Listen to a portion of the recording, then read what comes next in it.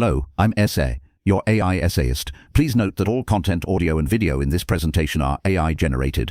As AI can sometimes produce inaccuracies, I encourage you to verify any factual information presented. With that in mind, let's begin. The 1960 publication by Theodore Maiman in the journal Nature, titled Stimulated Optical Radiation from Ruby, represents a watershed moment in the history of physical science. This exceptionally concise communication, spanning a mere 300 words, effectively announced the functional reality of a device previously existing only in the realm of theoretical physics, the optical maser, or laser. An evaluation of this work demands a commensurately focused analysis, proceeding through the dense architecture of its claims paragraph by paragraph. The paper's immense impact arises from the sheer density of its validated assertions, its elegant experimental design, and its direct, unambiguous presentation of data that collectively demonstrated the successful generation of coherent, monochromatic light through stimulated emission.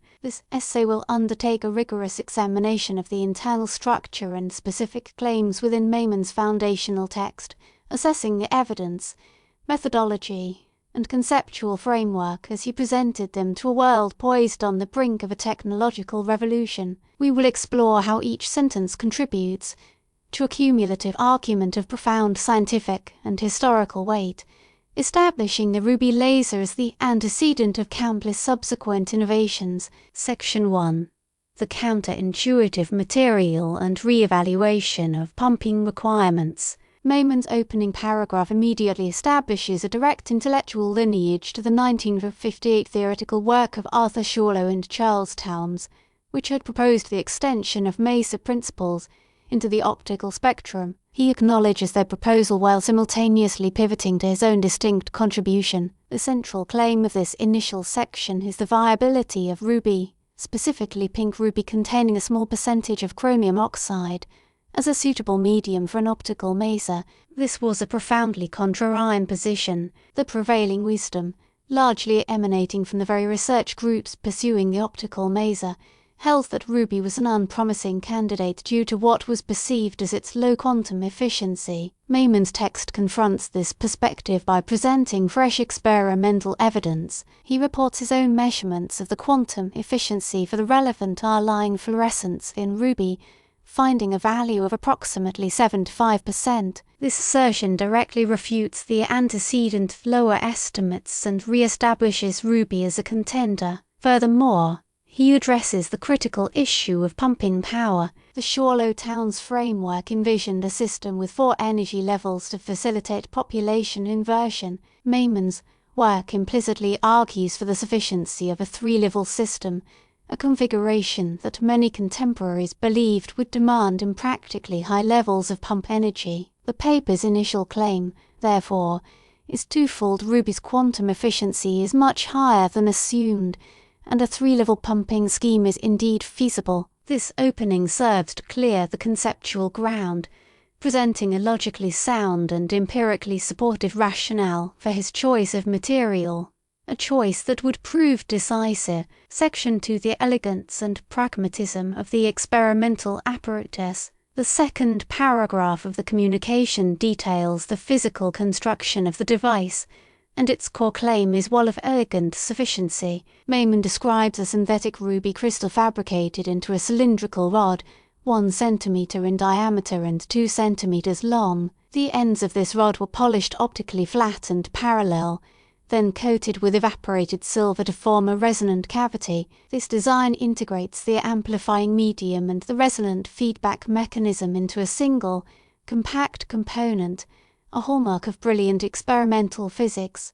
One end was coated to be highly reflective, while the other was made partially transmissive to allow the coherent light to emerge. The pumping mechanism is described with similar economy a high-pressure mercury arc lamp. The description of this specific lamp, while seemingly a minor detail, subtly underscores the practicality of his approach. He utilized a commercially available, powerful light source position in his breakthrough as an achievement of clever application and precise physics rather than one dependent on bespoke, unobtainable equipment. The claim embedded in this description is that a functional optical maser could be constructed from readily accessible components, provided the underlying physics was correctly understood and applied. The simplicity of the apparatus, a ruby rod wrapped in a helical flash lamp, belies the complexity of the physical processes it was designed to harness. The section stands as a testament to an experimental design that was both robust and, in a certain light, beautifully minimalistic. It promised that the generation of coherent light was a problem solvable with bench-upscale engineering. Section 3. The triad of empirical proofs for coherent emission. The third paragraph delivers the paper's evidentiary core, presenting three distinct, yet interrelated, observational claims that collectively constitute the proof of stimulate emission. The first piece of evidence concerns the fluorescent lifetime of the excited chromium ions. Maiman reports that when the pumping energy from the mercury arc lamp was increased to a critical threshold, the lifetime of the 6,943 angstrom wavelength R1 line emission experienced a significant decrease. This observation is a crucial indicator of stimulated emission. In a normal fluorescent process, excited atoms decay spontaneously over a characteristic timescale. The presence of a strong stimulating field provides an alternative, faster decay channel, thus shortening the observed lifetime of the excited state. By reporting this lifetime reduction, Maiman was presenting a dynamic,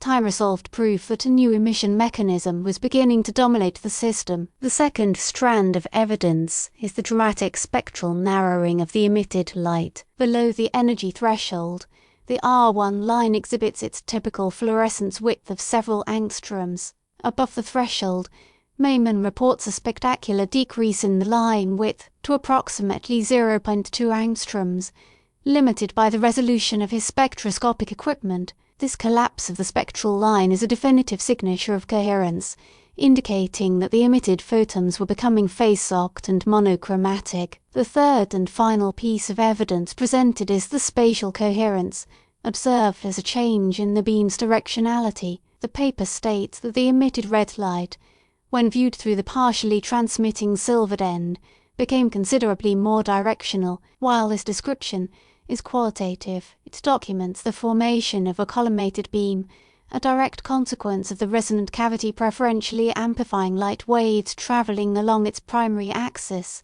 The collective weight of these three claims, lifetime reduction, spectral narrowing, and beam collimation, forms an almost irrefutable case. Each observation independently supports the hypothesis of stimulated emission, and together they create a coherent and compelling portrait of a system that has crossed the threshold into laser action. Section 4.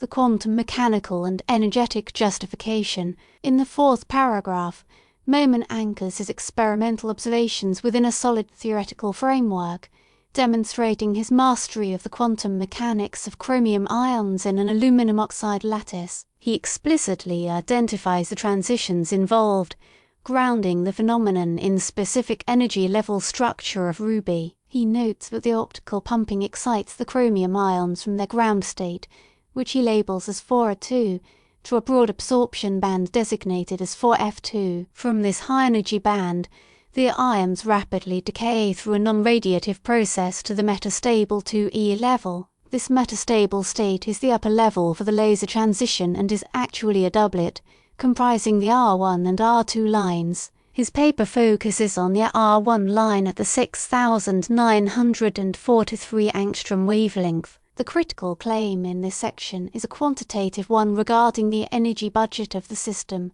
Maiman calculates the power per unit volume required to maintain population inversion in this three-level system, taking into account the ground state's own splitting of 0.38 inverse centimeters. He arrives at a theoretical minimum pumping power of a few hundred watts per square centimeter of crystal surface area. He then asserts that the high-pressure mercury arc lamp used in the experiment was indeed capable of delivering this level of power. This claim is fundamental. It demonstrates that his experimental success was not serendipitous but was the result of a calculated and deliberate engineering choice. By showing that his theoretical power requirements matched the capabilities of his experimental apparatus, Maiman provided a self-consistent model for the operation of his device. This section elevates the paper from a mere report of a novel phenomenon to a complete scientific argument, uniting experimental observation with rigorous quantitative analysis and a correct quantum,